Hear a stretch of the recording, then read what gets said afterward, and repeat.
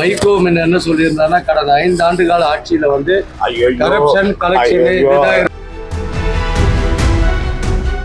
உங்களுக்கு நண்பர் அவரு. Sathyabama institute of science and technology, Chennai and Sriperumbudur. ஜெயலலிதாவினுடைய கல்வெட்டு அங்கே இருக்கு. அதை நாங்கள் டச் கூட பண்ணல. ஆனால் அவங்க துவக்கிட்டு போயிட்டாங்க. அதுக்கப்புறம் அந்த திட்டத்தை கொண்டாந்து நடைமுறைப்படுத்தினவர் தளபதி அவர்கள். அதனால் அவர் பெயர் போட்டிருக்கிறோம்.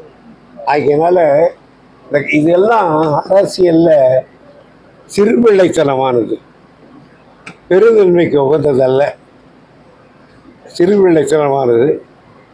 அதை விவரம் புரியாதவர்கள் அரசியல் வந்ததால் விவரம் இல்லாமல் காரியங்களை செய்து கொண்டிருக்கிறார்கள். அதே போல வைகோ என்ன சொல்லியிருந்தாருன்னா கடந்த 5 ஆண்டு கால ஆட்சியில வந்து கரப்ஷன் கலெக்ஷன் இருந்தது அவரை பத்தி அப்படின்னு சொன்னாரு.